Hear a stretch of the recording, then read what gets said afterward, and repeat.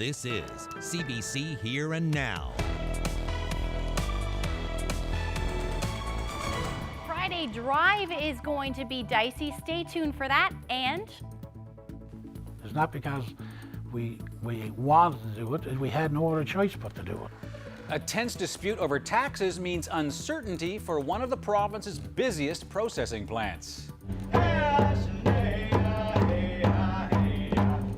And bringing a message of solidarity to Seamus O'Regan's door. Well, good evening. As Ashley mentioned, some dirty weather is on the way for parts of the province tonight. So Ashley, what can we expect? yeah, we've got an area of low pressure that brought some winter weather to Ontario. That's headed towards, or is moving through the Maritimes right now. As we head through the overnight, we are going to start to see some snow along the south coast. That's going to spread further north as we head into the early morning hours, and just in time for your commute tomorrow morning. Those winds are really going to ramp up overnight. So we're looking at snow and blowing snow through the through the morning rather. Eventually things will improve as we head towards the evening hours, but this is what I'm thinking quickly snowfall wise. You're looking at the most snow down along the south coast, 15 to 25 centimeters, a good dusting of 10 to 15 centimeters across the province. And in areas on the northern peninsula as well as Green Bay, White Bay, it looks like you're going to pick up about 15 to 25 centimeters. But again, winds are going to be strong with this one, so I'll time out just how much or when this snow is going to fall in those winds when I come back. Anthony? Thanks, Ashley. Here and Now has an exclusive story tonight about a tense tax dispute. On the eve of a new fishing season, it's left one of the busiest seafood processing plants in our province without fresh water, leaving hundreds of plant workers worried for their livelihoods and a small town mayor nervously on edge. Terry Roberts reports. It's really quiet these days here in Old Perlican, but each spring, boats like these behind me land with their catches of crab, shrimp, and other species, creating hundreds of much-needed processing jobs here at the Quincy processing plant. But right now, there's a dark cloud over this entire region. It's all about water and money. The town needs cash, so it raised water taxes for industrial users. The fish plant needs a lot of water, but won't pay the higher fees. It's a tense situation, with its roots in this building, with a very nervous mayor reluctant to even talk about it. Nobody wants to do this, but what do you do? On one side, a group of volunteer, small town leaders trying to represent the best interest of their town. In dire need of money to upgrade the industrial water service to plants like this. On the other side, a powerful fishing company with international reach, struggling to cope with declining fish quotas. So Quincy is pushing back. Council jacked up water rates for metered customers by 50% last year, $3 for every 1,000 gallons. But still, we're charging the less for metered water than any towns around here in the same situation. Not a peep from anyone until Quincy requested a meeting, after the company had already used vast quantities of water last season at the new rate. It didn't go good. They wanted the rates put back. We already had our budget done, gone in, and we said, well, next year we could possibly look at doing something for you, but right now we couldn't. And they left the meeting. They got up and left. The company is refusing to pay anything above the old price. The mayor won't say how much is outstanding, but CBC News has learned it's 6 figures. Critical revenue for a community with very little tax base. We can't afford to leave that outstanding, and it wouldn't be fair to anybody else. The town issued a warning late last year. The company ignored it, so on January 17th, the town acted. They were cut off for non-payment, with no signs of either side backing down. While all this plays out, hundreds of plant workers are watching from the sidelines, too nervous to go before our camera, yet hoping for a resolution so millions of pounds of seafood can once again be processed here at this plant. If this impasse drags on into the spring, it would cripple an operation that requires vast quantities of fresh, clean water. But Quincy may have options, and there's fear the company could process its shrimp landings here in St. Anthony, where it's looking to gain a foothold in this modern plant. That's partly why this issue is so delicate, since it could allow Quincy to blame the town if it decides to leave. The company has refused interview requests, but this mayor is steadfast. The only resolve we got is that if they do, pay the bill. The town's economic foundation is at risk, and so too are hundreds of jobs. And Mayor Button is feeling the heat. We're the guys going to get the blame for whatever happens here. Terry Roberts, CBC News, Old Perlican. Well, Buddy was first introduced to the city in 1992 with the St. John's Maple Leafs, and from then he became an icon. And now that icon is looking for a few buddies of his own. A group of protesters occupied the office of Federal Natural Resources Minister Seamus O'Regan. They say they're doing it to support the Wet'suwet'en and those others who oppose a gas pipeline in British Columbia. Here now's Mark Quinn was there. Tell me. These protesters say one pipeline deserves another. So to protest the pipeline plan in British Columbia, they're building another one in Seamus O'Regan's office. And we wanted to make sure that it was shown that this message is here in Newfoundland and Labrador as well, that people are here, Indigenous and non-Indigenous allies alike, to ensure that we're defending the rights of Indigenous peoples and advocating for the governments to uphold Indigenous sovereignty. No one tried to stop the dozens of protesters as they settled into the constituency office and pieced together their symbolic pipeline. It's safer than rail. No consent, no pipeline! They're calling on O'Regan to help stop the BC pipeline, but they say they have a message for all of Canada. Our land is being occupied, it's being taken, and Indigenous people are being arrested all across Turtle Island, Canada. And we are here to show that we are occupying your space as well. O'Regan's press secretary issued a statement saying the minister and his staff welcome the chance to speak with constituents about their views. And they're hoping for a peaceful resolution to protests across the country. Mark Quinn, CBC News, St. John's. Well, after occupying the area for 7 hours, those protesters peacefully left this evening. Now, nationally, staying with this story tonight, Coastal GasLink has agreed to pause construction on the project while new talks take place. Now, those talks involve federal and provincial ministers and some hereditary chiefs in the territory. Opposition to the project has led to multiple pop-up solidarity protests, and those have disrupted rail and road traffic right across the country. The Trudeau government is optimistic that progress will now be made. It's not going to happen necessarily overnight, but the beginning of this dialogue, I think, is something that is extremely important, I think, in sending a signal. Crown Indigenous Relations Minister Carolyn Bennett flew in for that meeting at midday. She and her BC counterpart are meeting hereditary chiefs who are seeking recognition as well as respect for their claim to title and land rights. At the request of the chiefs, RCMP have temporarily halted patrols on the service road where construction crews had been setting up to work. The meeting is expected to continue through tomorrow. Coastal GasLink says it, too, is committed to finding a peaceful resolution to this impasse. Well, will he or won't he? Well, that question still isn't answered tonight, despite Andrew Furey releasing a statement about whether he wants to be the province's next premier. The well-known St. John's surgeon is a much-talked-about possible contender to take over the Liberal Party when Premier Dwight Ball steps down in the coming months. But in a social media post today, Furey used phrases such as, "I am focused on what's needed here at home," as well as, "I have always been compelled to take action when I have felt there is a need." As for whether he will actually run, he would only commit to seriously considering it. Well, the tourism industry is trying to best manage what it calls disruptors. Biggest on that list of disruptors is how Airbnb is changing the landscape. Troy Turner dropped by a tourism conference in Corner Brook and has this report. There were meetings and trade shows and plenty of discussion on the future of tourism. A hot topic, Hospitality Newfoundland and Labrador is dealing with unlicensed accommodators.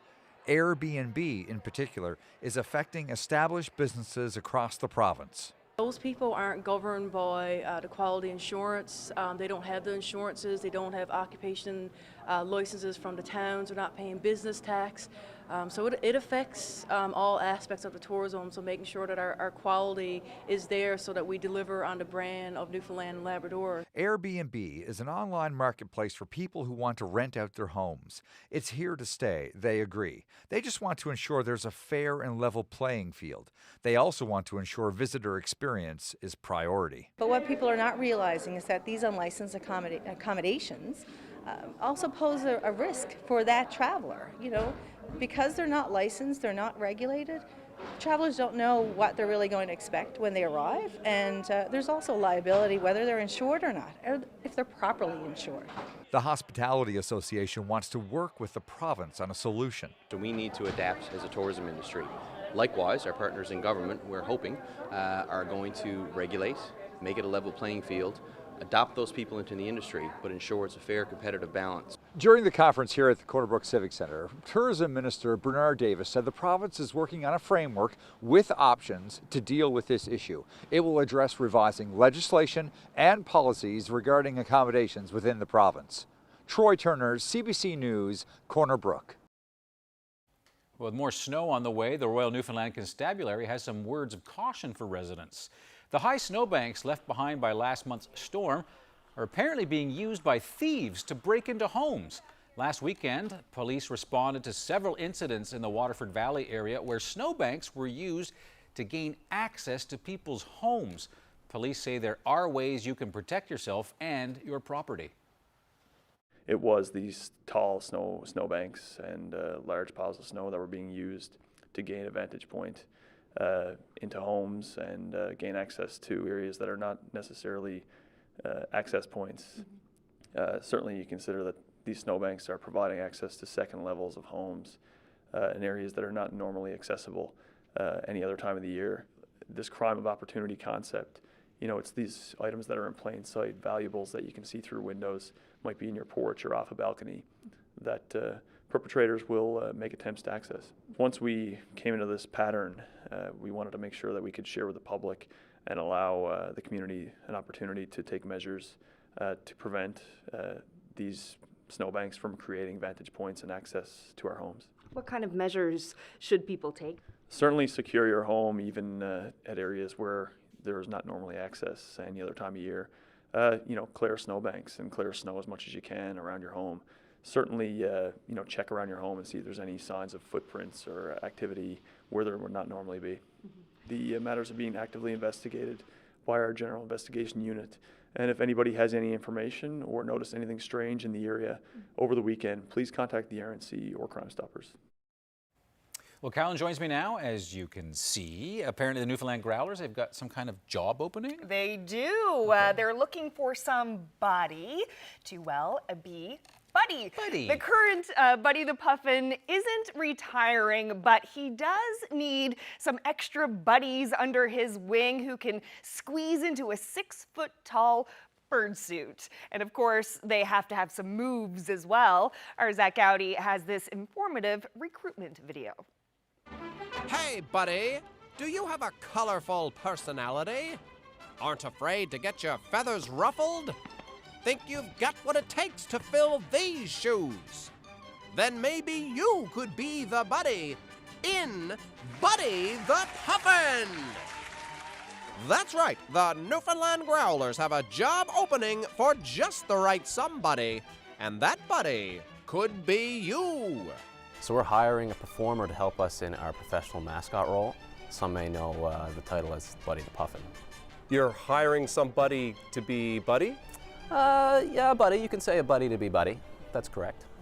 Can anybody be Buddy? Anybody can be Buddy. But there's more to being Buddy than putting on the uniform.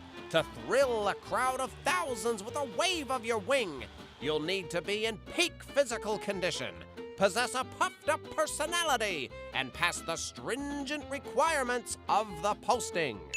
Well, first of all, you got to be able to entertain the crowd. It's, one of the main points. But then there's also physical constraints. You have to be able to, lift up to 50 pounds.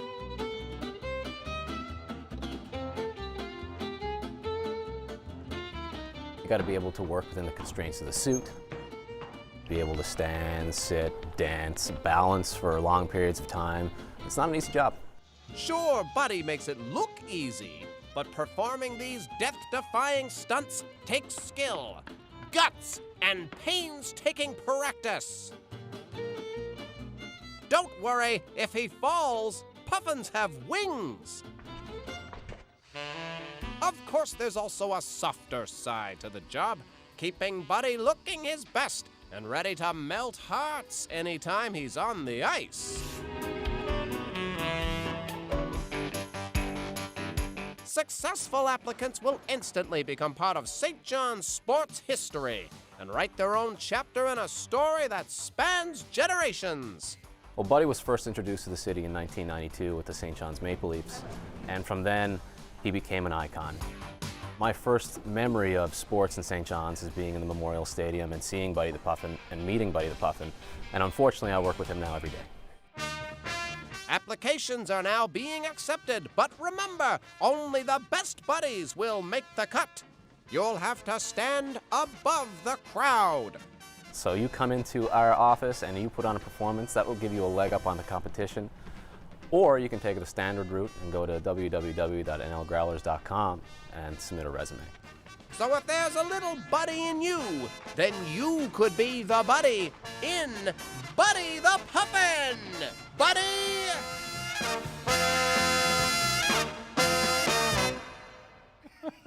Looks like a great job. Yeah, with that delivery from the 1940s or 50s, I'm Yeah. surprised it wasn't in black and white.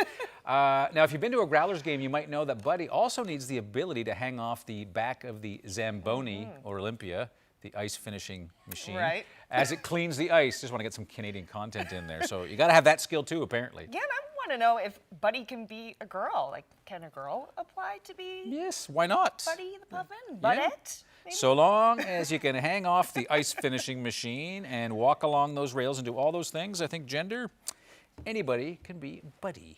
Great job.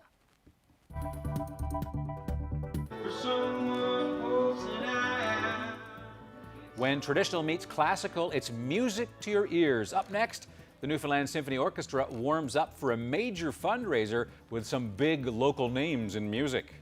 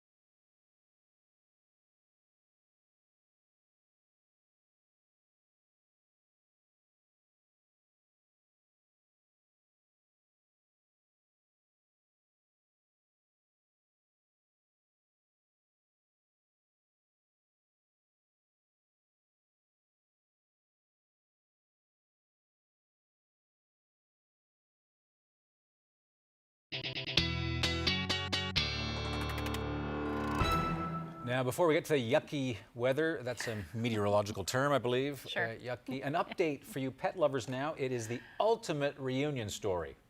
After nearly a year on her own in the wilderness, yes, a year almost, Zoe is finally back home safe and sound in Bay Roberts. Zoe escaped from a backyard near Brigus Junction last April. And that means she survived freezing temperatures, countless rain and snowstorms, and even Snowmageddon. Her owners feared the worst until Zoe was caught on camera foraging for food. And thanks to a trap that was set up by her very own volunteer search team. Yes, she had a search team. You saw that trap a moment ago. Zoe and her family were reunited yesterday morning. So there you go. Took a long time. And quite the amazing story on social media, too. People getting pictures of Zoe, these kind of black and white night vision kind of photos as she was trying to get some food and stuff. So it's been quite the saga with a happy ending. Very happy ending. That makes my heart happy. Amazing just to survive that blizzard. Yeah. Wow. And great end to a long story. That's right. Yeah. It was. Okay, you spoiled us of late. I did with the spring Today weather. felt a little cooler. Yeah, a little cooler. Just a little colder. Yeah. Yeah, you definitely needed to get a little bit of a heavier jacket this morning as you left the door. Yeah. Yeah.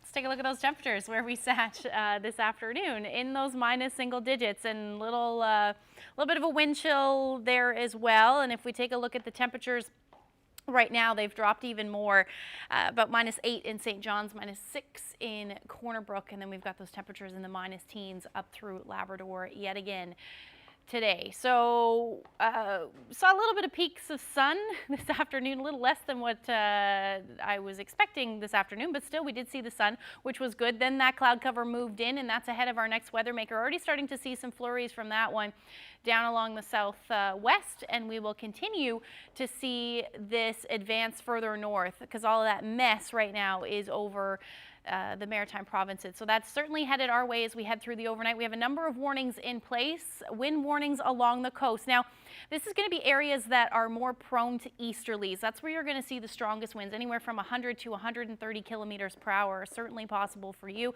Otherwise, you're looking at winds about 70 to 80 kilometers per hour. Wreck House area, that's going to be closer to 160 kilometers per hour overnight tonight. Otherwise, because of those winds, blowing snow advisories across the board with winter storm warnings for the southwest, Burgeo, Green Bay, White Bay, and then Northern Peninsula east. And that again will be for tomorrow, or tonight into tomorrow. So just taking a look at the wind. So this will be overnight tonight. Again, 70 to as much as 100 kilometers per hour. Those are going to ramp up even more through the night into the early morning hours. Otherwise, we're looking at wind gusts generally between 50 to as much as 70 kilometers per hour. Hence those blowing snow advisories through the morning. So you can see as we head out morning commute around 9 a.m., those winds will be gusting out of the northeast, anywhere from 70 to as much as 80 kilometers per hour. So with those strong winds and that heavy snow, we are looking at reduced visibilities through the morning hours. So here's where we'll be sitting temperature-wise overnight, dipping quite dramatically, about -10 for Corner Brook, considering where we've been sitting for the past little bit. Up through Labrador, you're looking at temperatures in the -20s, -24 for Happy Valley Goose Bay, but your winds will be generally light. You're really going to sit this one out. You're going to see that snow spread into the early morning hours, and eventually by the afternoon things are actually going to improve quite nicely, and those winds are actually going to ease as well. So the majority of that snow will fall between midnight tonight and then into the about noon tomorrow afternoon. So this is what I'll show you the snowfall map one more time. 10 to 15 centimeters of snow will blanket the island, 15 to 25 centimeters along the south coast. Areas in the Avalon, potentially the metro area, could pick up close to, I'd say 15, maybe 17 centimeters of snow, but less than 20 it looks like at this point. And then areas on the eastern side of the Northern Peninsula, you could see somewhere between 30, maybe even 40 centimeters of snow. So here's the timeline for tonight into tomorrow morning for the metro area. Just as you're heading out the door, again, that morning commute, 10 to 15 centimeters, probably closer to 10 centimeters will be on the ground by 8 a.m. But with that snow and blowing snow, thanks to those winds, it's not going to be nice out there.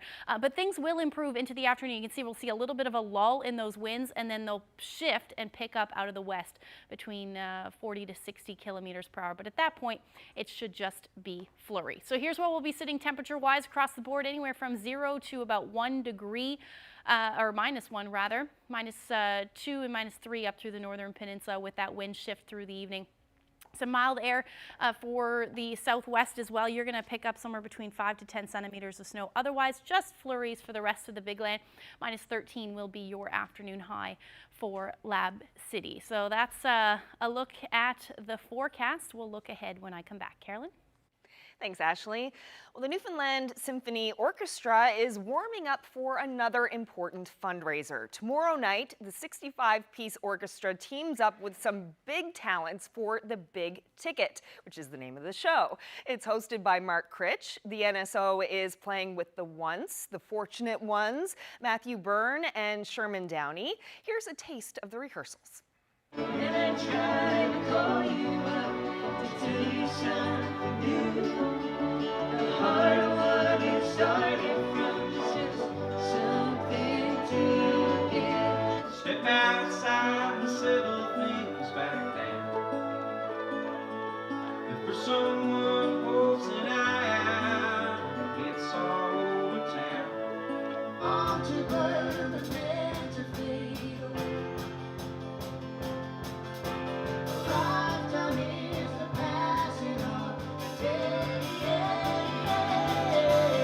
And we'll find new life, we'll build it together. There is a land that's free. So the show, the NSO's Big Ticket, starts at 8 o'clock tomorrow night at Mile 1 in St. John's. Tickets are available online at nsomusic.ca. Anthony.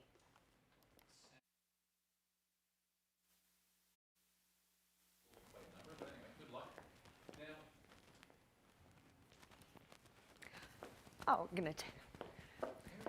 Hi. Here, do you want to use my microphone? Okay, just move over. Let me handle this one. I think it's working now. Oh, okay. It might be, but thank you. Okay. It's like a ventriloquist thing. I'll just take it. There's a young hero to tell you about tonight. That's grade 4 student Parker Upshaw on the left, his friend Jacob Dyke on the right. Last month, Parker saved Jacob from choking during a break at Holy Trinity Elementary in Torbay.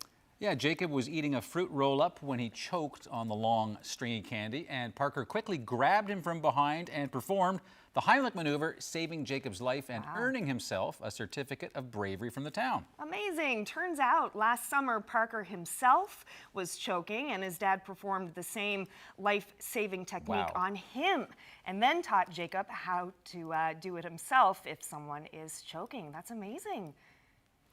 What a hero. Learned a lot. Yeah, it's wonderful. It's fantastic, and passed it on. Calm, beautiful area. We're not on top of each other. It's not hot like in Montreal. The noise is not here.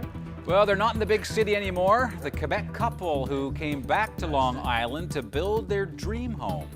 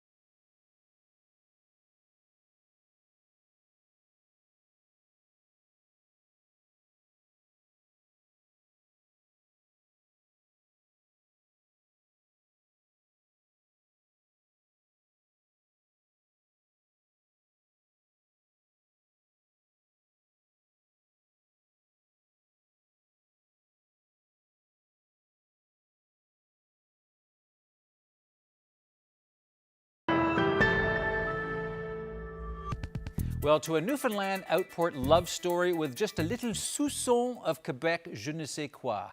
She's from Long Island, population 100, and he is from Montreal. A few more people there. She was happy to stay in La Belle Province, but he convinced her to move back to Long Island in Placentia Bay and build the home of their dreams. How did you come back here? You're from Quebec. You're from Long Island, Newfoundland. Yes. Tell me a bit about your story and how you ended up coming back here.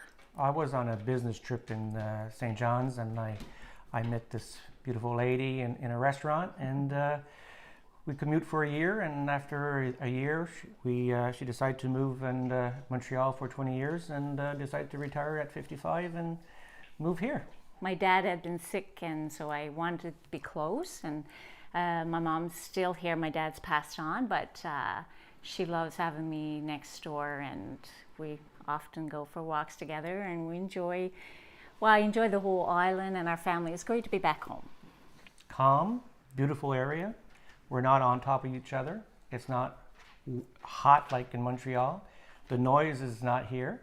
You got fishing right in front of you and fishermen around. You could buy your fish or lobster or crab and go hunting and just enjoy peaceful life. This is more or less your dream house, right? I mean, it's a fantastic house. I think it's known as the biggest house on the island. Owned by that French guy. That French guy, yeah. Well, what had happened is I had a small house on the suburb of Montreal, no garage, 2-story high and very small and very expensive actually. And so I decided, my father was a carpenter, so I guess I had a little bit of his trade, and I decided to build garage and all kind of stuff that I wanted on my dream home. Now you mentioned next door, not too far from here, Little Bay Islands, has gone through a very difficult time, and the community is no longer going to exist. When you live in a place like this, do you have any fears? I mean, here you've built your dream home, but the future of these little places, does it ever make you think, is that going to happen to us? It can happen. Well, we were, I'd say, not very long ago, we were 220 people. Now we're up maybe 150, 160.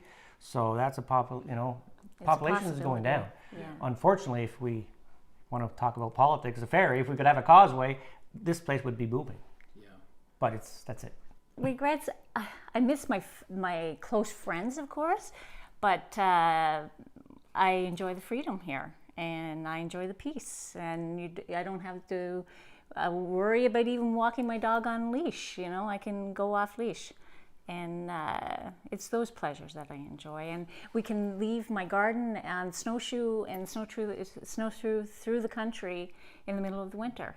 I miss my family. Obviously, I have a daughter and a son and a granddaughter, and that's a little bit hard, but we had a commitment to take care of her father first, and I could retire at 55 compared to 75. Right.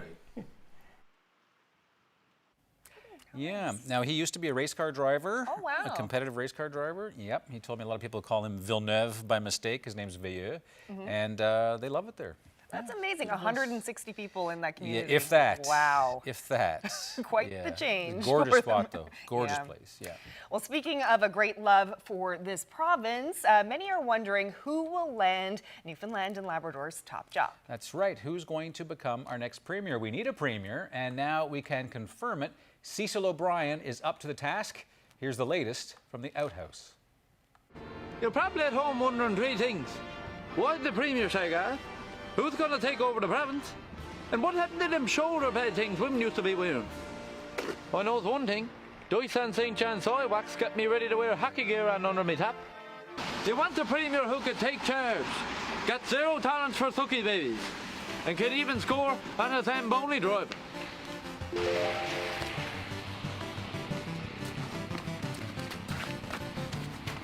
Now I know what you're thinking. You're thinking whoever takes on this fixer-upper of a province will have to be some fart smeller. Well, it's a good thing you're looking at him, because Cecil O'Brien is moving into the greenhouse.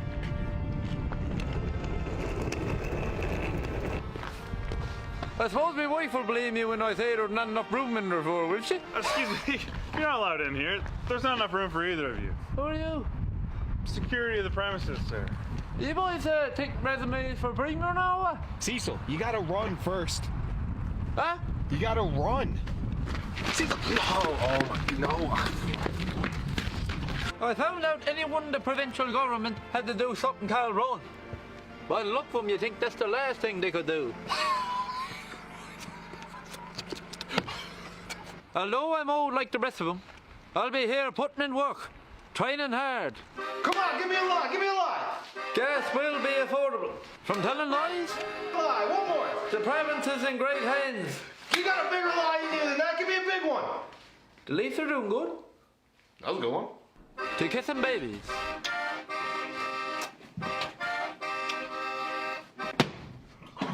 I just gotta work on that throne. You lose a scatter vote like that.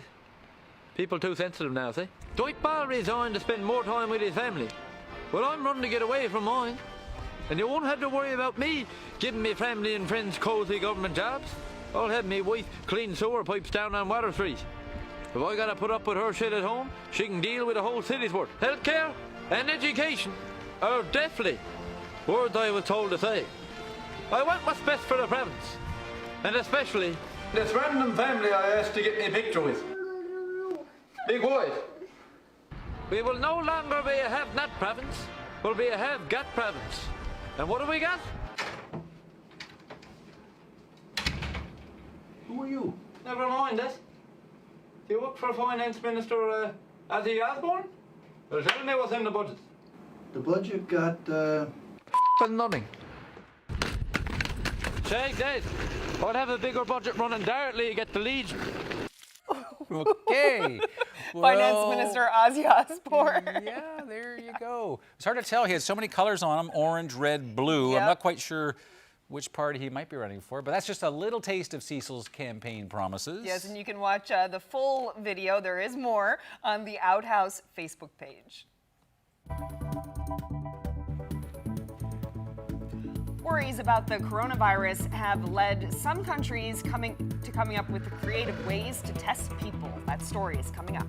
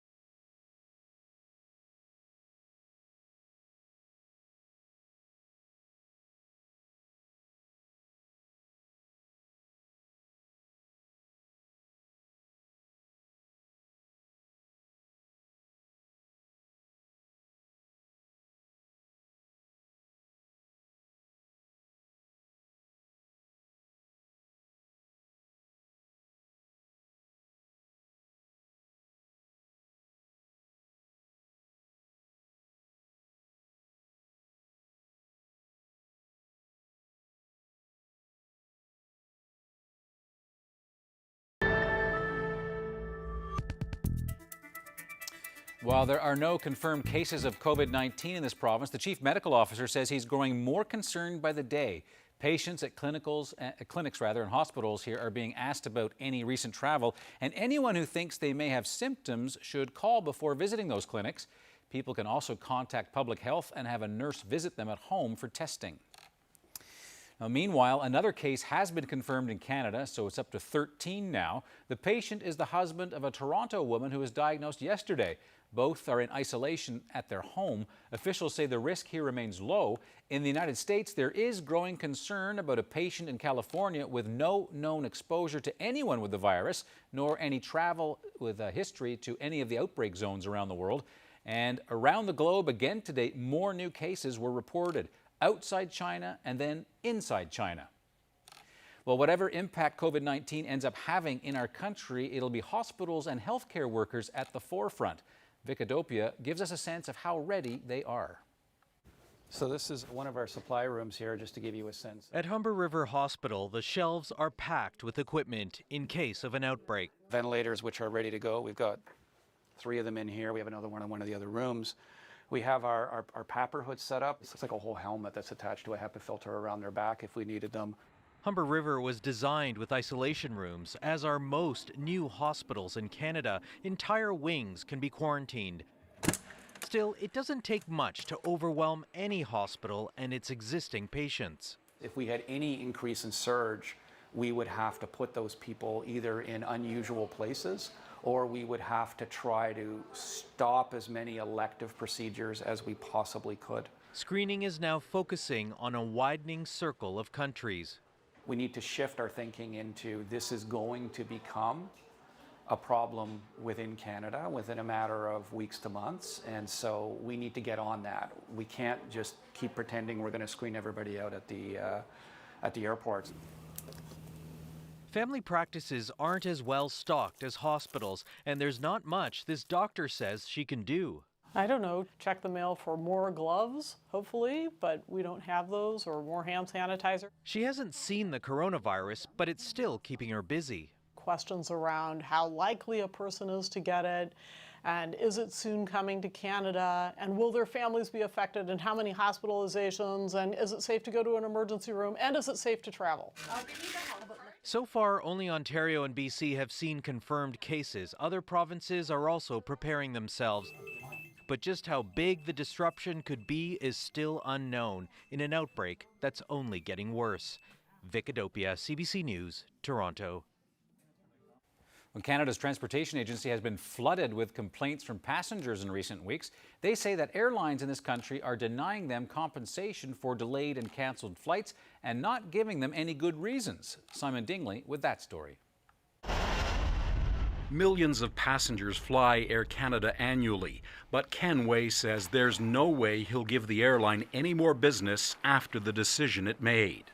It was stressful. It was stressful. Way and his wife were looking forward to a Florida cruise, but he says his flight last month arrived 4 hours late. By the time we got to the port, the ship had sailed. Our ship had sailed, basically. In December, the federal government announced new regulations.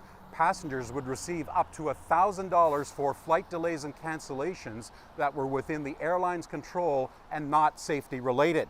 But more than 3,000 people have questioned the reasons why their airlines have denied them compensation. Way believes Air Canada owes him and his wife $800 compensation. The airline says no and has offered him a travel voucher. I got a response back saying, I'm sorry, our reason doesn't qualify under the Passenger Compensation Act because it was a safety-related issue. And then they said it was a scheduling-related issue. Air Canada says its policy is to abide by the new regulations and says growing pains are to be expected. Way contacted the Canadian Transportation Agency, which is investigating the complaints. I got a response, an automatic response back saying they'll be in touch, they'll investigate, and et cetera, et cetera, et cetera. This consumer advocate isn't surprised at the furor. This is what he says he told the federal government. You should expect a high volume of complaints because, first of all, consumers finally have rights, and secondly, airlines are likely to interpret it in the most favorable way to them as possible, which means there'll be a lot of denials. Transport Canada says it beefed up its resources before the new rules took effect. It says it will continue to monitor the situation and vows if the airlines don't follow the rules, they will be fined. Simon Dingley, CBC News, Toronto. When the Duke and Duchess of Sussex announced their plan to live part-time in Canada, there were questions about who would foot the bill for Harry and Meghan's security. Well, those questions have now been answered. Public Safety Canada has confirmed that the RCMP has been providing security to the couple since November. However, that security assistance will end at the end of March as the pair is set to officially cease their activities as working members of the royal family. Security experts have estimated that the cost of protecting the couple could range from $10 million to $30 million a year.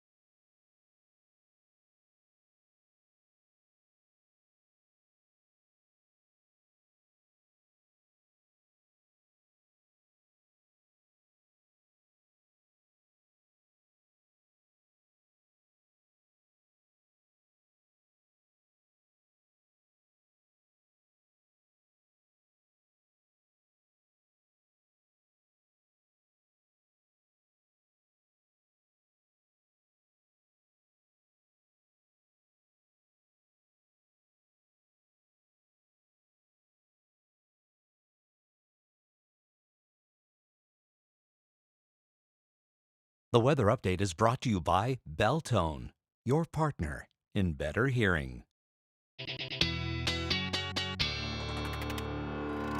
Okay, I have an important wedding engagement on the weekend on Saturdays, so I'm really looking forward to the next 48 hours to see. Leap year this year. It is, that's right. Yeah. So that's pretty good. You have to only remember your anniversary once every 4 years. 4 years, apparently. That's good. It's very smart, very clever. Yeah. It is. Yeah, So what's going to be like for the couple, Lenore and Chris? Yeah, over the next little bit, it doesn't look like we're going to see anything super significant at this point, so that's certainly good news. But we'll kick off the weekend. Let's start talking about that. So you'll see a little bit of a low pressure system will push through. It is going to stay unsettled, though, up through Labrador, Northern Peninsula as well. First half of the morning looks okay, and then we're just going to see the potential for some flurries as well. So mainly just looking at a mix of sun and cloud, and then the potential for some flurries, mainly for the Northern Peninsula. A little bit of a low will skirt south of us as well. So although nothing significant, it will still be a little bit unsettled through the day. Now, temperature-wise, hovering around the 0 degree mark for most of us. If we head towards the west coast, a little cooler into the -2, -3 degree range, and then minus single digits up through Happy Valley, Goose Bay, but again, unsettled for you with the chance of flurries. Same for Lab City at -10. Nain, you're looking at sunshine, and those cooler temperatures around -15. Now, looking ahead, again, nothing really super significant. We will see a low skirt south of the island by the time Sunday rolls around, so we'll see some sunshine more than likely to start, and then some periods of snow will move in overnight along the south coast. And then we're going to watch this next one for Monday. However, the island on Monday, actually, once we get that potential for some flurries out of the way, should be pretty nice. A little bit of an area of high pressure will dominate there. There's that low going by. Going to bring some snow up through Labrador, and then a little bit of a mess potentially Tuesday night as we get into some of that milder air, potential for some showers. Just where that's going to set up and how far towards central that will push, again, a little bit up for debate, but that's what it's looking like right now.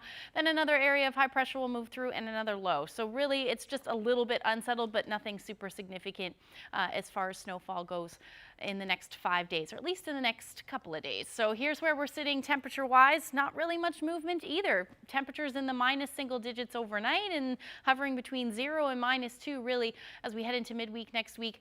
I have that temperature at 0 degrees for Tuesday, but it does look like temperatures are going to climb into the overnight as we head into Wednesday. So we could see some showers there. And then as we head towards central, we're looking at, again, not much movement in that temperature. By Monday, maybe some sunshine, and then potentially some cloud cover by Tuesday, hovering around the 0 degree mark. But your overnight lows before we get there will be into the minus double digits. And then for western Newfoundland, maybe some peaks of sun on Monday, -3, and then 1 degree by the time Tuesday rolls around, with the potential for some flurries, maybe a few showers there as well. Definitely have to keep an eye on that one. For eastern Labrador, temperatures in the minus single digits. Look up by Tuesday, hovering around the 0 potentially degree mark, but then dropping like a rock Tuesday night. You're looking at temperatures into the -16 range, or at least the mid-minus single digits, double digits. And then for western Labrador, minus double digits by Saturday, and then we start to climb a little bit, but overnight lows again as another ridge of high pressure will bring in some colder air Tuesday night. It looks like those temperatures should dip into the minus single digits into the afternoon for Tuesday. So that's a look at your forecast there. I will have your weather photo coming up. Thanks, Sasha. And now to Nova Scotia and a story that will be of interest to educators in this province, particularly those who teach Indigenous people. Elementary schools in Cape Breton are the first to be teaching a new Mi'kmaq Treaty education class. Now, the class is for primary to grade 2 students and uses picture books to teach the children. Brent Kellaway has the story. In Niskami's shop, they carve a little petroglyph on Undelay's hockey stick. Grade primary students at Brooklyn Elementary are among the first to learn the province's new Mi'kmaq education curriculum. Undelay and His Friends is a series of 7 children's books that are part of the province's commitment to inclusive education. The books were originally written in Mi'kmaq and translated into English and French so they can be made available to every Nova Scotian elementary school. The stories are meant to teach all children the culture of the Mi'kmaq. It's about our way of life, and it's about teaching the, I guess maybe the non-Aboriginal public who we are today and who we were in the past. Is it authentic? Is it accurate? And are you doing it in a sacred way? So I think those 3 questions are really important to keep in mind. 4 characters are used in the series of books, and all are local to Mi'kma'ki. Undelay the moose, Aliat the bear, Gullalin the fox, and Big Dole the beaver. The inclusion of these animals make it easy for the kids to understand the teachings in the books. They think they're very cute characters and they help tell the story, and so they're starting to use those words when they're talking and recounting the stories that we do together. I think it went beyond what I expected, and I love the way Jenny told the story and she brought in the characters, and it was, I don't know, there was a lot of gentleness. The kids are not the only people learning from this curriculum. I feel that it helps me in knowing the truth and having an appreciation for why exactly this work is so important, that this next generation of students will see Mi'kmaq people in a positive light and learn about the culture in a positive way. The curriculum will be in every grade primary to 2 class across the province this fall. Brent Kellaway, CBC News, Sydney. What a spectacular photo. Is that real? It doesn't look real, but it certainly is a bluebird day. Oh, fantastic. That is heaven right there. I'll tell you where this is to when we come back.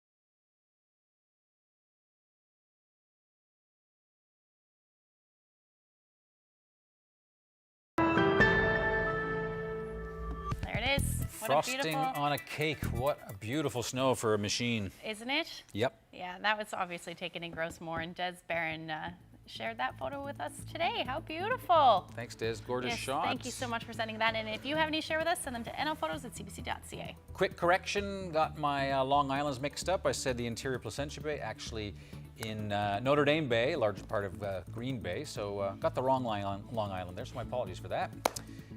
And tomorrow, no mistakes. Turn the mic on, get the bays right. Have a great night. Good night.